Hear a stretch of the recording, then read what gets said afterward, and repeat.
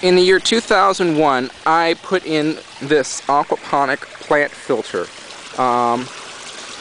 It's basically hydroponic, and it proved many things. A, that plants are very powerful biological filters, because normally a biological filter takes, let's say, nitrogen, and it breaks it down to nitrite and then to nitrate, and so it takes it and it decomposes it 3 times.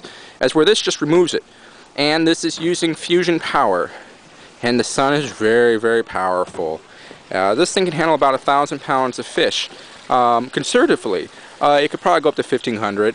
The more fish you put in it, the more shit you load on it, the more food it can produce, the more fruit it can make, the better it works.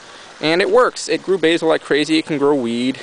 It's a brilliant filter based on the fact that it can take shit and turn it into food or weed, and that in this point in time in our current terrorized society equals money.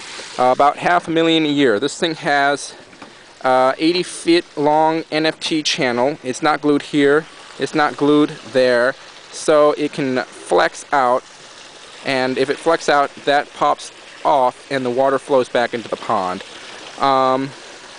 Occasionally it gets clogged up. One time it got clogged up, water overflowed out, and that drained the pond. So I'm working on designing it so that it shuts off when it gets clogged up and it starts draining water.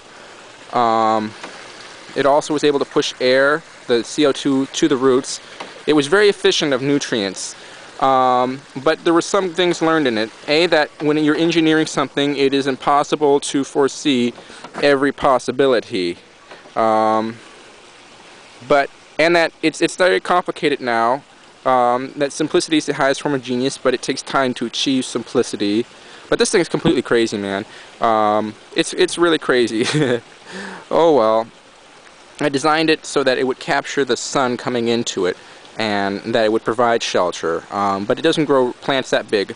But it does grow plants like crazy. But they can only grow so big within the 6-inch tube.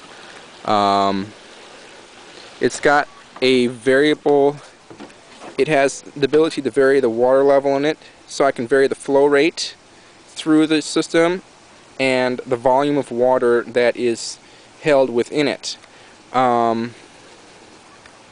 Anything else? There was a lot of engineering that went into this.